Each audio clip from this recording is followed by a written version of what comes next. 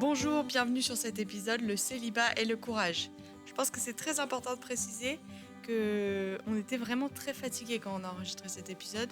Johanna, c'est ma coloc de confinement et vous allez pouvoir voir dans l'épisode qu'on a l'habitude de débattre. Il y a plusieurs moments où nous ne sommes pas d'accord l'une avec l'autre. J'ai essayé de couper les moments les plus, je dirais pas violents parce que c'était pas du tout violent bien sûr, mais les moments où le désaccord était le plus fort, donc je pense que ce qui reste ça va.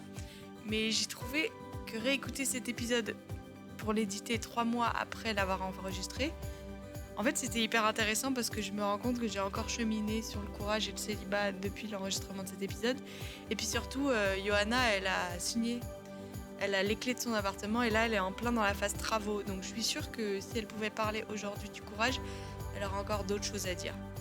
Mais bon voilà, c'était un épisode qui a été enregistré en novembre 2021 et il sort en février 2022, alors forcément les aléas du direct. Enfin bon, j'espère que cet épisode va vous donner envie d'être courageux, peu importe si vous êtes marié, célibataire ou en couple. Ouais, le courage c'est stylé et puis la vie c'est stylé. C'est ce que je retiens de cet épisode, mais en même temps c'est dur.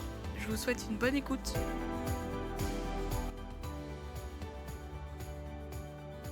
Johanna, on est vendredi soir et aujourd'hui on enregistre cet épisode sur le célibat et le courage. Et je sens la fatigue du vendredi soir, donc voilà, on va voir ce que ça donne. Ça va être bien, mais ça va être comme un vendredi soir. Donc si vous écoutez, mettez-vous dans la tête, c'est vendredi soir. Johanna est en face de moi, nous sommes chez moi. Et Johanna, qui es-tu ? Je m'appelle Johanna, j'ai 33 ans. Je suis à Lyon depuis 4 ans. Je suis arrivée ici, je connaissais personne. Je pense que c'est important de le dire. Oui. Voilà, je sais pas trop ce qui est important à dire dans qui je suis. J'ai un travail à responsabilité et j'ai une vie à 100 à l'heure, je pense que je peux dire ça quand même. Ouais. Voilà. Eh ben, trop bien, ça va être intéressant, je pense. Quand t'as parlé, je me suis dit, je me rappelle maintenant pourquoi c'est toi que j'ai choisi pour cet épisode. C'est plutôt une bonne nouvelle. Donc, le célibat en ce moment pour toi, ça ressemble à quoi et comment tu le vis ? Alors, je vais inverser la question, je vais Très dire bien. comment je vis en ce moment et ma place de célibataire là-dedans. Donc, en fait, en ce moment, c'est le bazar. Ouais. Au boulot, c'est compliqué avec mes collègues. Je passe en même temps un concours pour devenir fonctionnaire. Ouais. Je suis en train d'acheter un appartement. Et j'ai un projet de musique où je dois monter un morceau où je suis soliste accompagnée par un orchestre. Et ça pour le mois de mai. Ouais. Et on n'a pas encore la partition. Voilà. Donc, beaucoup de choses. Pas beaucoup de temps pour moi. Alors, donc, comment je vis mon célibat là-dedans ? Ben, en fait, là, je pense que c'est une chance. Ouais. Parce que je n'ai à me préoccuper que de moi-même. Ouais. Je n'ai pas à me préoccuper d'une famille. Voilà. Donc ça, c'est bien. Et en même temps, je suis aussi toute seule pour m'occuper de moi-même. Ouais. Et ça, c'est le côté un peu plus difficile. En ce moment, par exemple, c'est difficile pour moi de faire à manger. Ouais. Donc, j'achète des plats tout prêts, que ce soit... Marie, j'aime bien Marie. On ne doit pas faire de pub, mince. Non, ça va, je crois que ça va, on a le droit. Picard aussi, j'aime bien. Enfin, voilà, donc en gros, voilà. Et au début, je me disais, acheter des plats tout faits, c'est tricher. Ouais. Tout comme au début, quand je me suis dit acheter un micro-ondes, c'est tricher. Puis finalement... Et en fait, finalement, il y a un moment, c'est une question de survie, quoi. Ouais. Ça sert à rien de partir à dire, je vais manger du pain et du fromage parce que t'as rien. Autant avoir un vrai repas, même si c'est pas l'idéal, si c'est pas la perfection. Voilà. Ça me plaît. Voilà. Donc là, ton célibat, en fait, ça ressemble à la vraie vie, en fait. Mais oui, c'est ça. Voilà, tu peux pas tricher quand t'es marié, tu peux pas tricher non plus quand t'es célibataire, tu dois faire des choix. C'est ça. Qu'est-ce que tu trouves le plus dur dans le célibat ? Eh bien, moi, je trouve le fait de n'avoir personne à qui raconter ma journée le soir. Ouais. Ça peut paraître un peu idiot, mais en fait, moi, j'ai besoin de beaucoup parler pour évacuer tout mon stress. Ouais. Du coup, très vite, ça peut devenir compliqué quand j'emmagasine tout. Ouais. Donc ça, c'est difficile pour moi. Donc j'essaye de un peu pallier à ça en appelant des amis. Hein. Ouais. Mais après, c'est vrai que des fois, t'essayes d'appeler des amis, ça décroche pas, t'en essayes une autre, et en fait, tu peux passer comme ça 4-5 personnes d'affilée, et à la fin, t'es là, et t'es toi, tout seul face à ton téléphone, et t'es en galère. Ouais. Donc c'est ça qui est difficile. Donc c'est la solitude ou être seul face à soi-même. C'est pas forcément être seul face à soi-même, c'est être seul sans aide en fait. Sans personne qui va pouvoir peut-être te faire changer de point de vue sur un sujet ou alors qui va te faire juste changer d'idée, que tu ressasses pas tout le temps les mêmes choses, juste voilà, changer d'air, et ça c'est quand même pas facile. C'est vrai que c'est dur. Après, moi, ce que je vois aussi, c'est que même chez les gens mariés, en fait, il y a des fois ce genre de problème. Hein. Et où justement, ils pensent avoir quelqu'un avec eux, et en fait, non, ils quand même se retrouvent tout seuls. Enfin, c'est peut-être pas un problème de célibat, mais un problème d'humain, quoi. Voilà, tout à fait. Et je pense que c'est important de le signaler. Parce que souvent, on a l'impression de dire, en tant que célibataire, c'est ce qu'il y a de plus dur à vivre.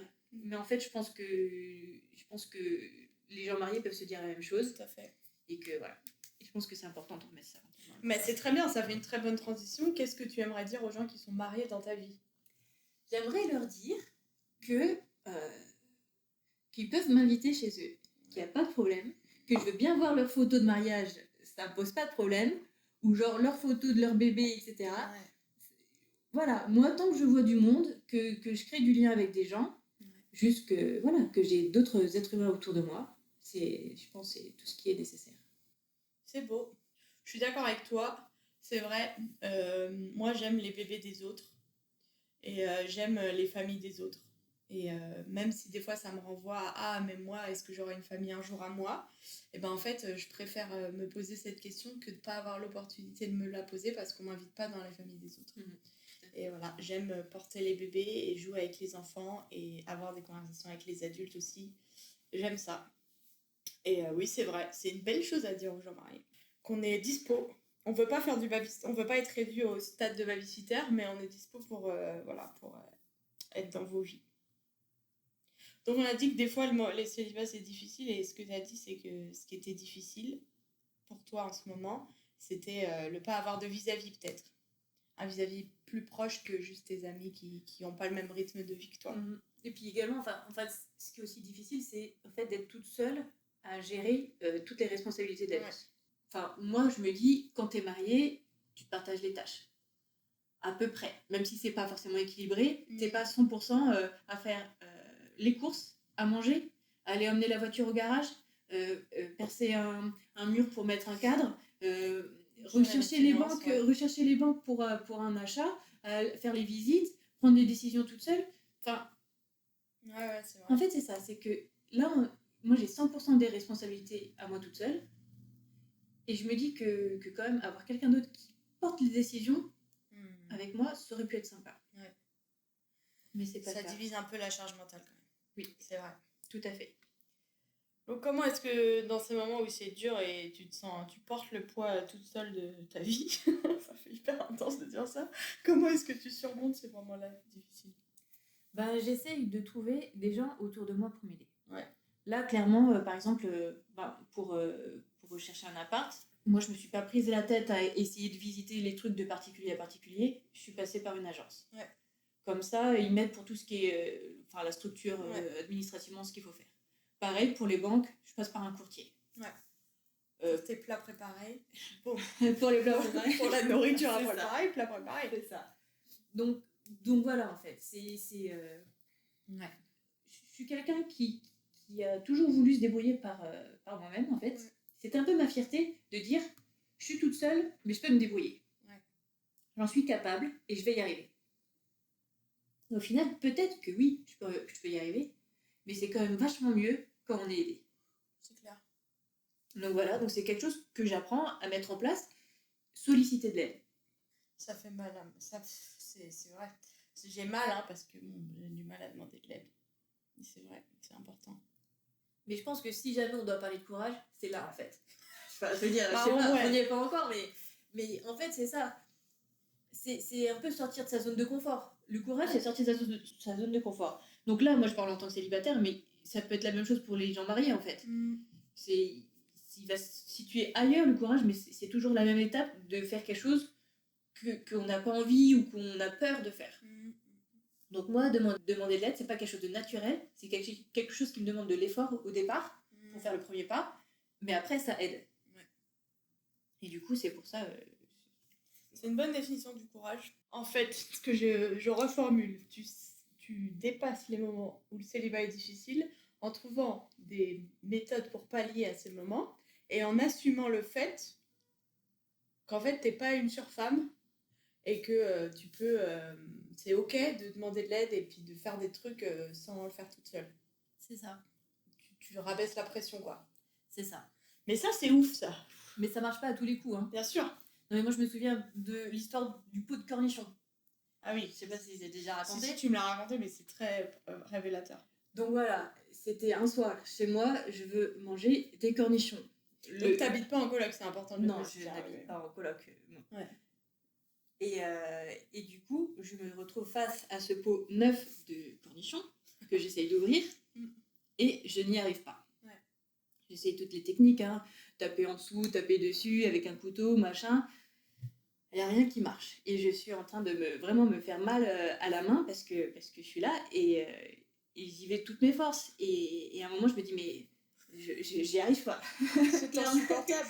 Clairement, j'arrive pas à ouvrir le pot de cornichons. Et puis là, je me dis, mais qu'est-ce que je peux faire? Qu'est-ce que je peux faire face à ce pot de cornichons? Et je me dis, je vais quand même pas demander à un voisin de m'aider pour ouvrir le pot de cornichons. Ouais. Je veux dire, là, c'était la limite que je pouvais pas atteindre. C'était genre, non, je préfère ne pas manger de cornichons plutôt que de demander de l'aide pour ça, quoi. Et donc, j'ai laissé le pot de côté. Et au bout de 30 secondes, je me suis dit, non, mais quand même, il va falloir bien que je l'ouvre un moment ou un autre, ce pot de cornichons. Donc, j'ai retenté et puis au final, j'ai réussi. Mais pour moi, c'était toute seule, quand même. Ouais, j'ai réussi toute seule. Mais pour moi, c'était quand même le fait de me dire, je vais quand même pas demander de l'aide pour un pot de cornichons, pour moi, ça m'a un peu... C'était un miroir face à ma position dans mon célibat, en fait. Ouais. En disant, bah, ok, enfin, c'était vraiment l'état des lieux, quoi. T'es toute seule, tu te débrouilles, t'y arrives pas, qu'est-ce que tu fais? Ouais. Et ça c'était très intéressant pour moi de me rendre compte de me rendre compte de cette situation, en fait. Oui, parce qu'en soi, le pot de cornichons, c'est pas très grave si t'arrives pas à l'ouvrir, mais c'est révélateur pour les grosses choses. C'est ça. Important, ouais. Waouh. Alors la question suivante, c'est qu'est-ce que tu aimes bien dans ton célibat? Ce que j'aime bien, c'est que je peux faire ce que je veux, quand je veux. Si un jour je veux manger à 18h30, il n'y a pas de problème. Si le lendemain je veux manger à 23h30, il n'y a pas de problème. Si je veux manger McDo 2 jours de suite, il n'y a aucun souci. J'achète les produits que je veux, je m'habille comme je veux. J'ai pas quelqu'un qui va me dire oh non, j'aime pas trop ça, tu devrais mettre plutôt ça.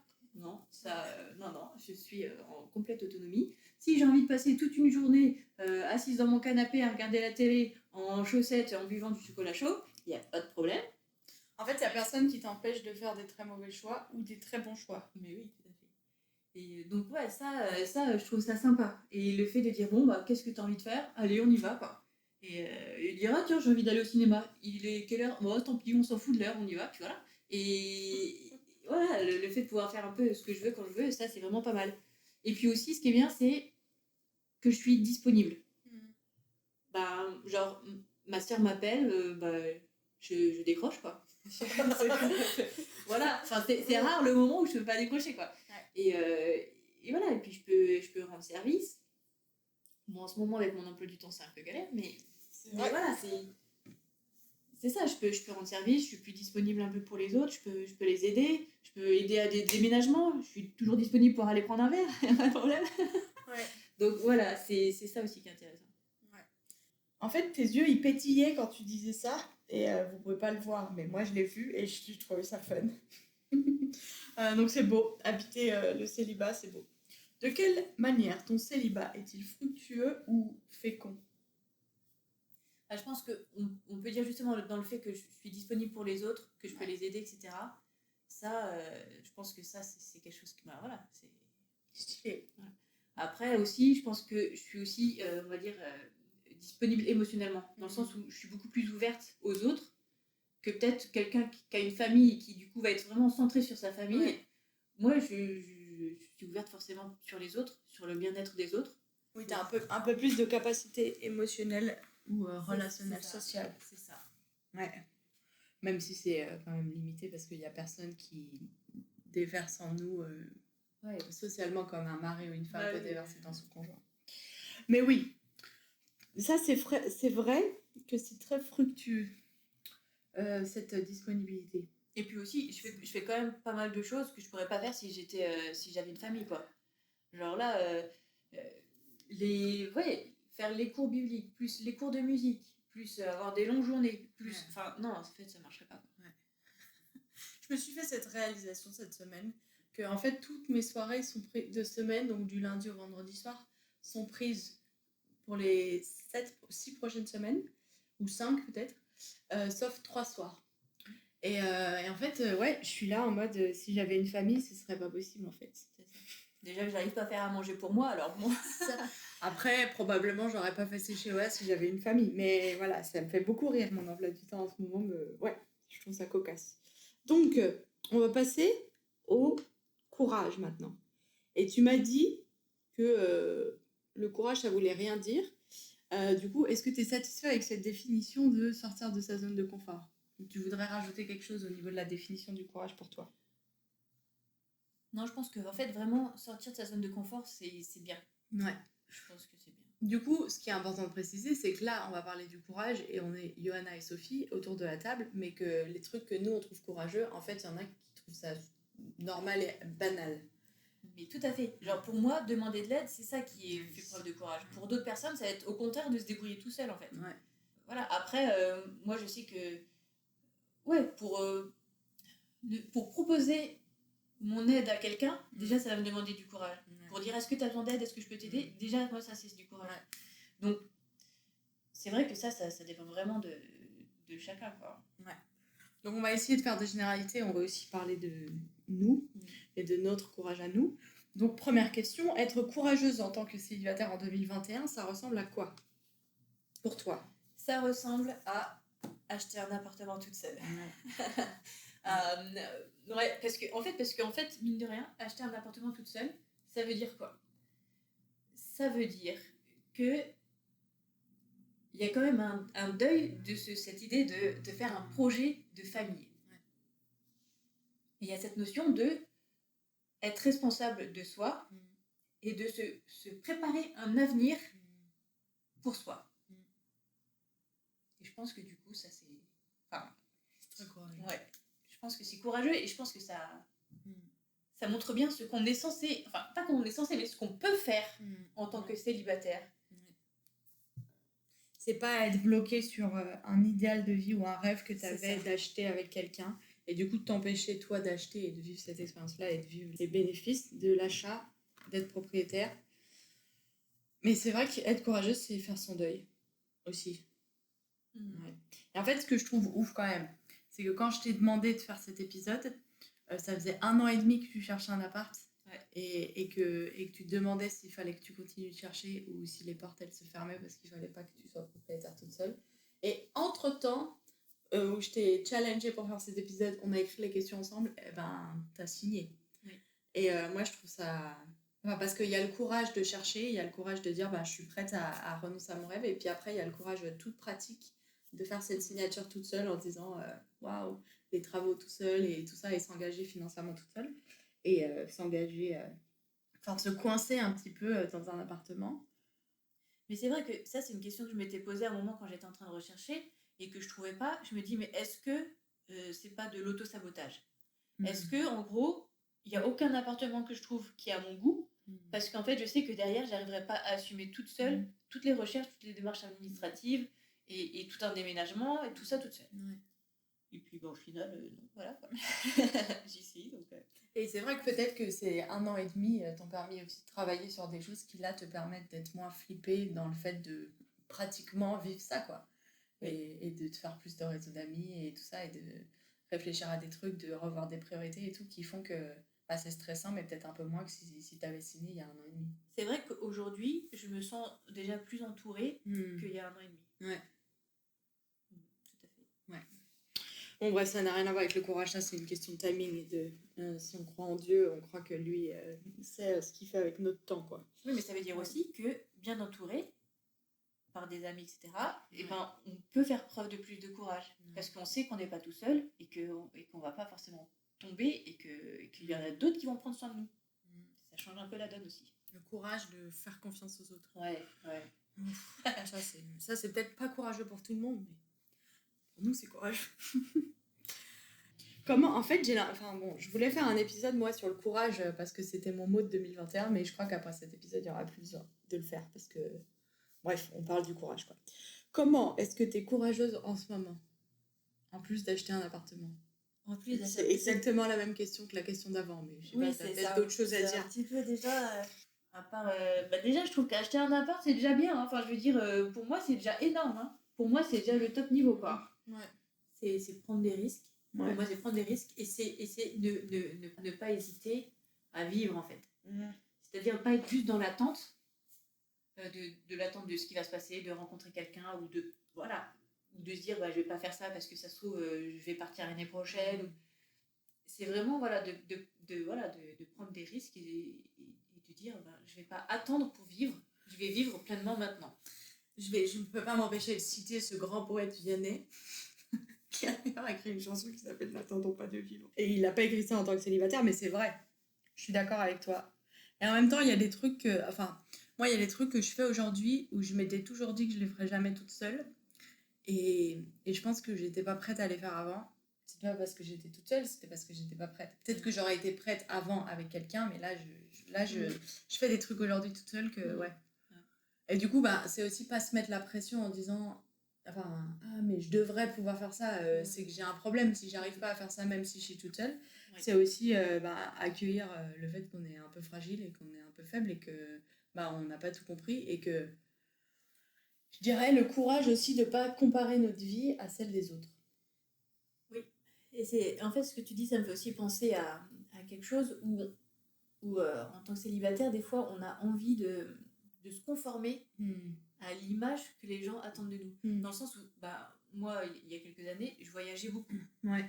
Et pour moi, je me disais, mais en même temps, je suis célibataire, je peux me le permettre. Ouais.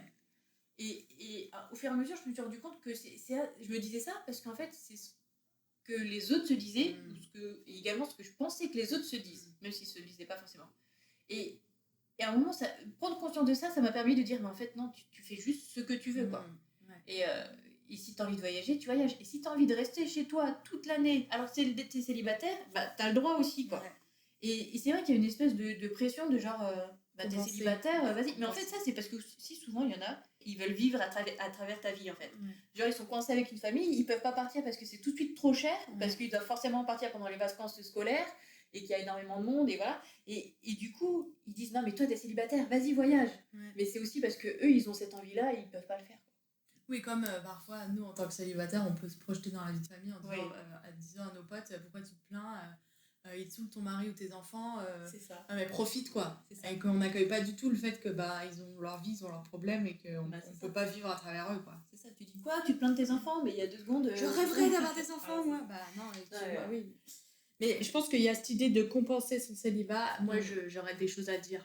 Vraiment beaucoup, on en a déjà parlé, mais en fait, moi, j'aime pas voyager. J'ai pas besoin de dire il faut que mon célibat compte plus. Il faut que je surinvestisse le fait que je sois célibataire. En fait, il faut que tu vives la vie qui est devant toi sans devoir vivre une vie complètement tarée juste parce que tu es célibataire et que si tu vis pas ça, alors c'est vraiment une vie pourrie que tu as. En fait, ta vie, elle vaut le coup d'être vécue même si c'est pas extraordinaire, quoi. Et ça, c'est courageux d'accueillir la vie que tu as. Et de la rendre plus belle si tu trouves qu'elle est nulle, tu as le droit, mais avec des choses que tu as envie, en fait. Non, mais clairement, c'est pas de pression. Et si t'as pas envie, quoi. Et c'est tout. C'est tout, quoi. Ça, c'est vrai. Incroyable. Vite, mais c'est vrai que c'est courageux de choisir d'en avoir rien à faire du regard des autres et du regard qu'on a sur nous-mêmes qui est pas très bienveillant, il faut le dire. Mais de dire, du regard peut-être quand on était ado ou enfant, mais alors, soit je suis célibataire, et alors là, je le fais, je le vis à fond, soit je suis... Mais en fait, on était pas très conscients quand on avait 17 ans ou 15 ans. Oui. Mais bon, moi, quand même, je n'achèterai pas de chat. Je vous le dis tout de suite. Je ne veux pas rentrer dans le dire jamais. Tu devrais pas dire jamais. Non, en fait, c'est parce que j'aime pas trop les chats de manière générale. Mais très bien. C'est pour ça que ça n'arrivera pas. Voilà, c'est ça aussi qu'il faut voir. Je veux pas de chat, pas parce que j'ai pas envie de coller à cette espèce de cliché... Mais c'est surtout parce que j'aime pas ça. Mais on n'achète pas de chat, oui. Sophie, si tu as envie d'avoir un chat, n'hésite pas. Mais j'aime pas non plus les chats. Mais je veux dire, ne nous enfermons pas. Voilà, c'est pas ce que la vie nous réserve. comment est-ce que garder l'espoir est un choix courageux? Et ça, on l'avait écrit parce que justement, tu étais en recherche d'appartement. Oui. Et ben, est-ce que tu veux pas, en étant de l'autre côté de l'espoir de l'appart, qu'est-ce que tu as à dire sur l'espoir en tant que célibataire? L'espoir, ça peut faire mal. Ça peut faire souffrir dans le sens où on se dit, mais en fait, ça sert à rien d'espérer. Mais il faut continuer quand même. En fait, de toute façon, mais j'ai l'impression qu'en fait, on n'a pas trop le choix d'espérer. Enfin, moi, des fois, je me suis dit, non, mais c'est bon, j'arrête de croire, j'arrête d'espérer et tout, je laisse tomber et tout. Mais genre 2 jours après, je suis là de nouveau à espérer. Et en fait, je pense que c'est bien. Enfin, je pense que c'est qu'on a le goût à la vie tant qu'on a envie d'espérer, tu vois.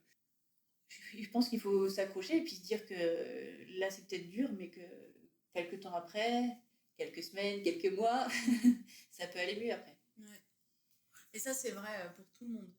Pour les célibataires comme les non-célibataires, l'espoir, c'est un truc... La vie, elle est dure, quoi. Alors, tenir l'espoir et pas mettre l'espoir que sur une situation, une promotion, une relation, un enfant, un déblocage financier, je sais pas, mais pas juste sur le fruit de notre espoir. C'est ça. Mais moi, je crois que moi, je suis chrétienne et du coup, vraiment, mon espoir, il n'est pas dans... Même si j'ai tellement envie de me marier, j'ai peut-être envie d'être propriétaire, mais un peu moins fort que d'être me marier. Mais mon espérance, elle est pas... Elle est des fois dans le fait de me marier, mais elle tient pas, en fait. Parce que si c'est que ça, ben, je suis tout le temps au comble du désespoir. Alors que quand je mets mon espérance en Dieu et en fait que je sais que Dieu il veut des bonnes choses pour moi et que les bonnes choses c'est pas uniquement me marier, il y a plein de bonnes choses qu'il me donne aussi, et ben ça me donne du courage d'espérer.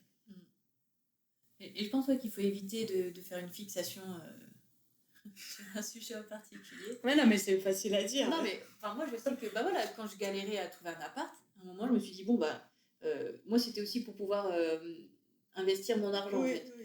Et du coup, je me suis dit, bon, si je peux pas investir mon argent dans un appart, je vais trouver autre chose dans lequel investir. Ouais. Donc, j'ai investi dans de l'être humain. Ouais. Mais c'est bien aussi. Mais voilà, c'est aussi faire le point sur la situation et puis essayer de comprendre pourquoi. Enfin, moi, la question, c'était pourquoi j'avais envie d'un appartement. Ouais. Ça, c'était une grande question. C'était est-ce que c'est juste parce que tu t'ennuies et qu'il faut que tu trouves un sujet pour lequel t'embêter, ouais, ou il y a un vrai sujet, quoi. Ouais. Et je pense que c'est intéressant quand on a de l'espoir sur quelque chose ou que justement la chose ne vient pas et qu'on se pose des questions. Enfin, je pense que c'est intéressant de faire le point. Ouais. Pourquoi t'espères ça? Est-ce que c'est un besoin légitime? Si oui, tant que ce besoin n'est pas répondu, comment tu peux trouver une alternative en fait. Oui, que c'est pas un besoin le fait d'être propriétaire ou de se marier, mais c'est un désir qui est basé sur des besoins et on veut trouver d'autres alternatives. Voilà, c'est ça. Répondre à ces besoins. C'est ça. Ouais. Et même quand bien même nos besoins sont remplis, le désir il est toujours là. Oui. Oui. Parce que c'est pas parce que je veux encore me marier toujours que j'ai pas le besoin d'affection qui est rempli. C'est même plutôt bon signe que même si mes besoins sont remplis, j'ai quand même ce désir-là. Ça veut dire que ce désir, je l'ai pas... je projette pas sur ce désir le fait que ça va remplir tous mes besoins. Ah, je serai propriétaire, tous mes problèmes seront résolus. Enfin, la vie sera simple. Quand je me marierai, je serai plus jamais seule. Tout ça, c'est vachement malsain, quoi. Mais c'est vrai que ça, c'est quelque chose que j'ai appris assez rapidement. Non, mais c'est vrai. Assez rapidement des portes. Non, mais c'est que au final, il faut pas croire qu'une fois que ton besoin il est comblé, on va dire que tout va bien dans ta vie, quoi. Ouais. Si tu dis j'attends d'avoir un appart pour être heureuse, non, c'est mort, quoi. Tu te sens pas plus heureuse aujourd'hui? Je me sens plus joyeuse, mais pas heureuse dans le sens où ça va changer la phase de ma vie, on est d'accord, mais c'est pas ça qui va combler ma vie. Enfin, je veux dire, si j'ai un vide, il sera toujours là même si j'ai un appart, en fait.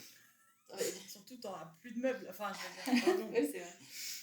Non, mais voilà, et donc ça c'est important de savoir que, et c'est pour ça que tout à l'heure je disais aussi, il faut vivre maintenant. Parce qu'il faut pas attendre d'avoir un besoin qui soit comblé pour dire là maintenant je suis censée être heureuse, en fait. Non, il faut trouver la finalité à l'instant où on est, quoi. Je sais pas comment dire ça. Bah, je crois que c'est une histoire de contentement, non? C'est une histoire de contentement. C'est une histoire de contentement qu'en fait, la joie, le bonheur et tout, elle est dans ta vie présente. Tu peux la trouver, en fait. Pas totalement. Alors, moi, j'ai l'impression de jamais être vraiment contente de ce que j'ai, mais je pense que il faut savoir se réjouir de ce qu'on a, en fait.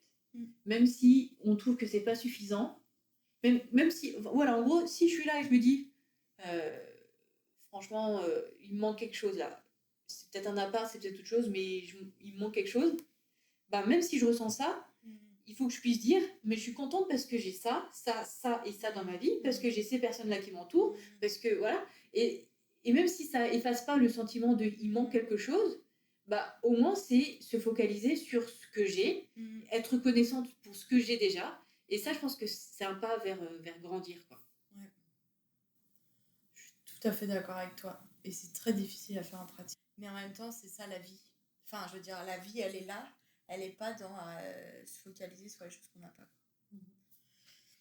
Ok, la prochaine question. Et ça, c'est intéressant parce qu'en fait, dans les autres épisodes, on n'a pas tellement parlé de cette question. Donc voilà, c'est un peu l'inédit. On va voir à quel point on est courageuse pour être vulnérable.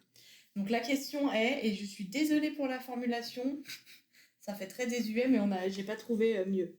Donc dans le monde chrétien, le monde du flirt, de la drague, comme vous voulez appeler ça, et de la mise en couple, des relations, voilà, c'est un petit peu un champ de bataille, il faut le dire, en 2021. Dans tout ça, ça ressemble à quoi d'être courageux? C'est pas facile à répondre à cette question, puisque... Est-ce que déjà tu veux que j'explique en quoi c'est un champ de bataille? Ouais, vas-y. Alors, tu me diras si t'es d'accord. Moi, j'ai l'impression que c'est un champ de bataille parce que y a l'idolâtrie du mariage. Il y a le fait que dans la tête de tout le monde, et même la société, elle dit qu'en gros, ta valeur, elle est dans le fait d'être en couple. D'être marié si tu es chrétien, de te marier pour la vie, tout ça. Et il y a ce surinvestissement que, en fait, quand tu as 15 ans, on te dit pas si tu te maries, on te dit quand tu te marieras ou quand tu rencontreras quelqu'un. Donc il y a cette, j'appelle ça idolâtrie, hein, non, mais cette glorification, donc ça c'est des chrétiens, pardon, il y a ce surinvestissement total du mariage. Et du coup, en fait, quand tu es célibataire, tu as une pression. Je pense, peu importe ton âge, peut-être que ça va mieux au bout d'un moment parce que quand tu as dépassé l'âge de t'as raté ta vie si t'es pas marié, il faut que tu fasses face au fait que ta vie, en fait, elle est pas ratée. Ta vie, elle est belle et tout ça. Mais bon, bref. Il y a ce truc-là, il y a une pression, un truc de ouf. Et tout le monde se met la pression. Et puis, bon, on t'explique aussi qu'en fait, t'es pas censé avoir de désir et tout. Enfin, donc, en fait, et puis personne n'est éduqué sur, en fait, c'est quoi être en relation avec quelqu'un, comment on fait quand on est amoureux, tout ça. Enfin, personne ne sait faire. C'est le chaos. Qu'est-ce que tu penses de mon analyse de la situation? Alors, je pense que c'est une analyse qui est assez claire. Après, par contre, j'aimerais revenir sur certains points. Parce que, en fait, pourquoi il y a cette pression? Pourquoi, quand tu es enfant, on te dit quand tu seras marié, etc. Ouais. Bah, qui nous dit ça? Bah, nos parents. Parce que eux, ils sont mariés. Et c'est leur vision du monde. C'est leur vision des choses. Même s'ils ont vécu une longue période célibataire, à partir du moment où tu te maries, je pense que tu oublies un peu ce que c'était avant.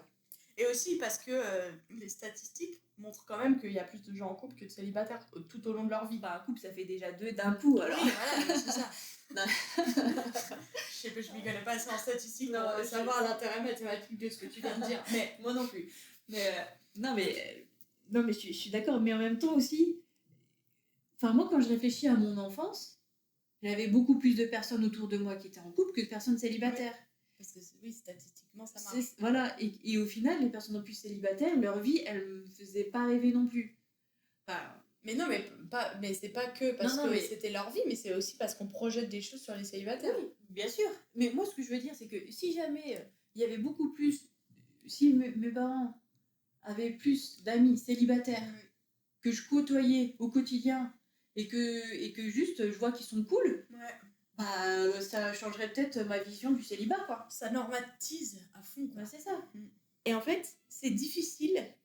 C'est difficile. Parce que d'un côté, toi, t'as envie de te marier, peut-être. Peut-être t'as pas envie de te marier et c'est cool, beaucoup plus facile peut-être ta vie.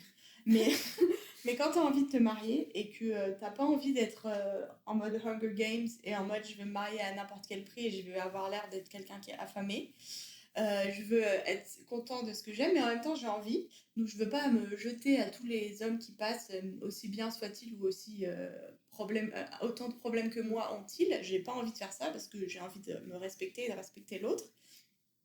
Il y a quand même un peu cette pression de dire ça va être compliqué.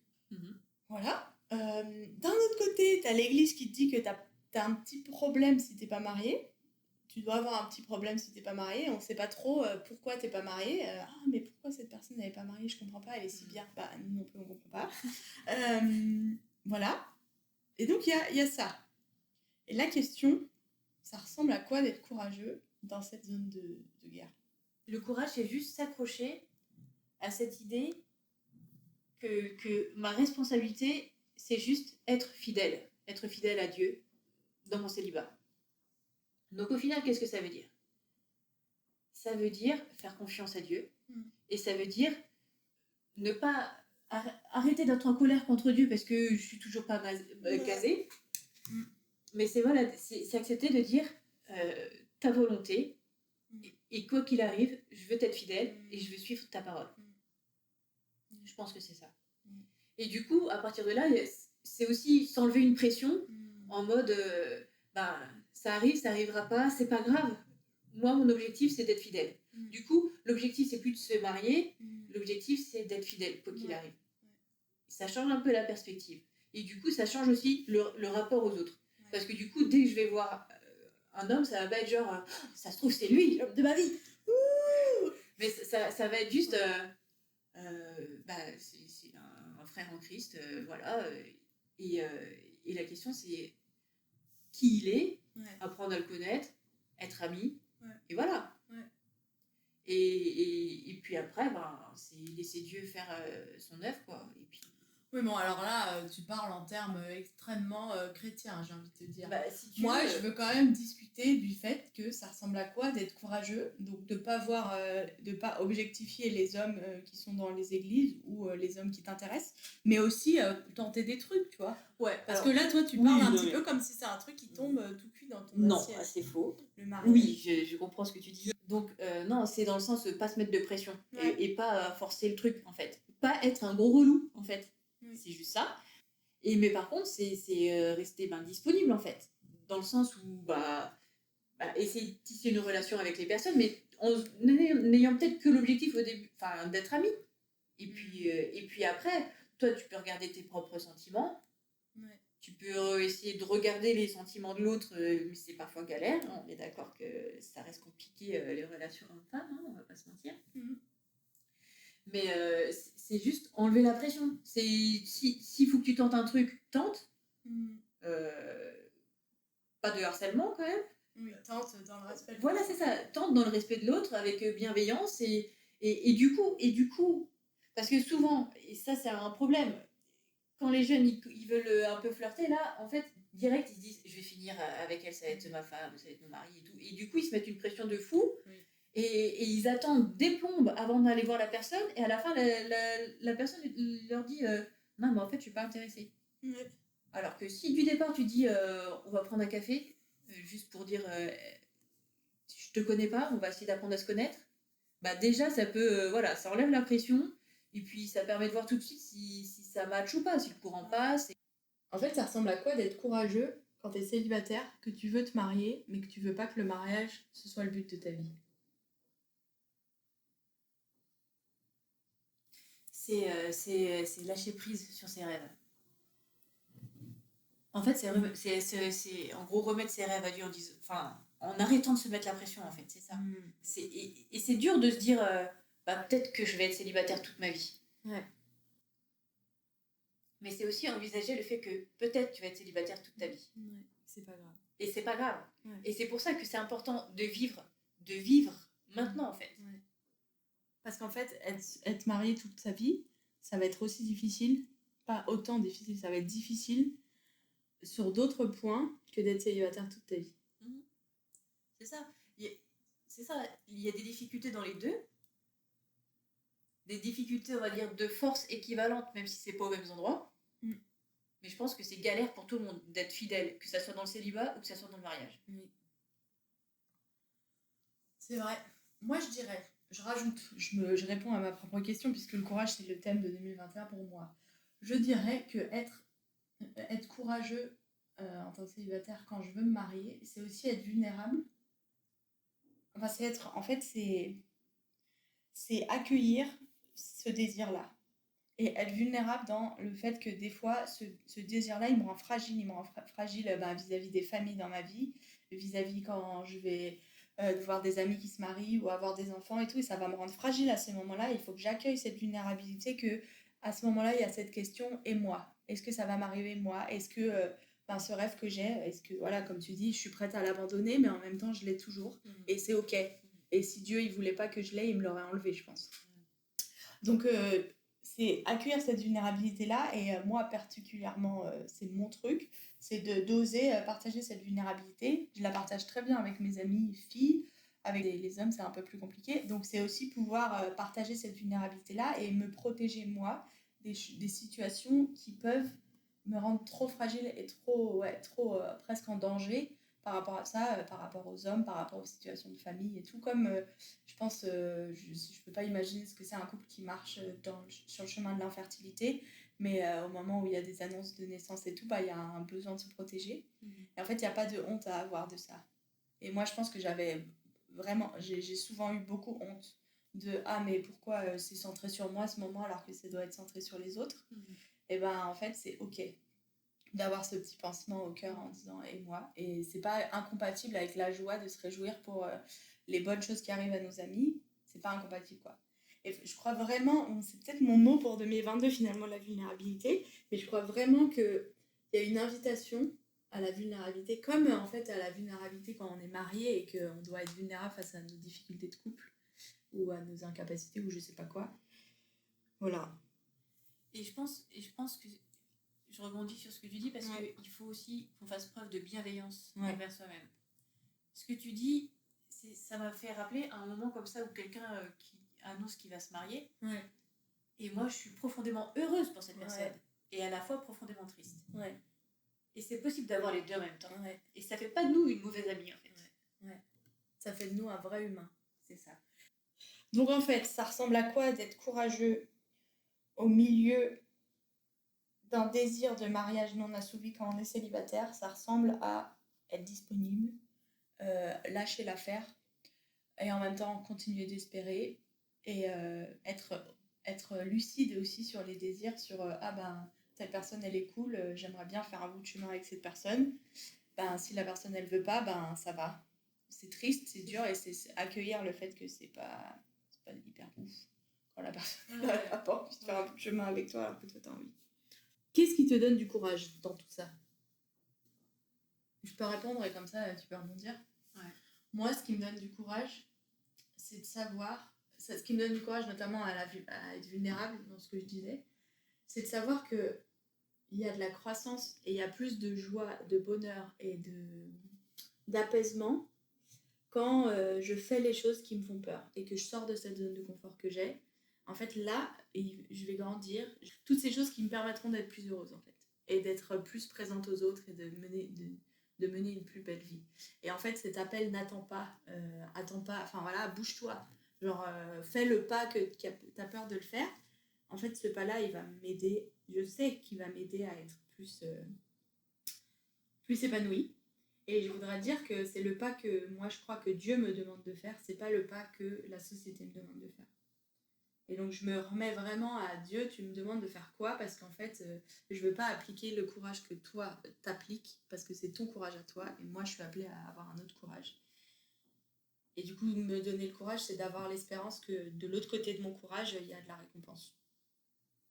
Moi, j'ai envie de dire que le courage appelle le courage. Dans le sens où au début, tu fais un petit effort, et après, tu vois que c'est bénéfique, que tu vis mieux ton célibat, on a fait un peu preuve de courage, et du coup, ça te donne envie d'aller plus loin, en fait, pour dire, ma vie, elle peut être épanouie maintenant. On arrive à la fin de l'épisode, mais avant la fin, est-ce que tu as un mot de la fin? Ou plusieurs, d'ailleurs. Pour bien vivre son célibat, en fait, il faut être soi-même. Et il faut faire ce qui va nous plaire, ce qui va nous permettre à nous épanouir, indépendamment du regard des autres. Et qu'on trouvera toujours des personnes qui vont nous apprécier tel qu'on est en fait. Parce que des fois tu te dis bon déjà t'es tout seul, en plus si les gens ils aiment pas qui tu es, ben t'es mal barré quoi. Oui. Mais au final il y a plus de gens qui nous apprécient quand on est nous-mêmes que quand on a un faux semblant. Et puis surtout on s'apprécie plus quand on est nous-mêmes. Enfin quand on peut être nous-mêmes, ça veut dire qu'on s'apprécie. Oui, alors après, il faut peut-être faire un travail sur soi-même pour s'apprécier pleinement. Des fois, est-ce qu'on devrait vraiment s'apprécier? Non, quand tu fais ça, est-ce que tu devrais vraiment t'apprécier? Non, mais c'est vrai. C'est ça, et en plus, on a besoin d'un vis-à-vis. Hein, oui. Voilà, donc on a besoin de personnes qui nous remettent en place même quand ça va pas. Ouais. Et donc ça, c'est que quand on a confiance en la personne et que la personne a confiance en nous. Et ça marche que si on est honnête et du coup transparent avec la personne. Ouais. Donc quand on est soi-même. Et du coup, dans le rejet, quand tu te prends un râteau, eh ben, tu peux dire j'aurais préféré que cette personne elle me choisisse, mais eh ben, finalement, il y a d'autres gens qui me choisissent. Et ça va. Même si je peux être triste.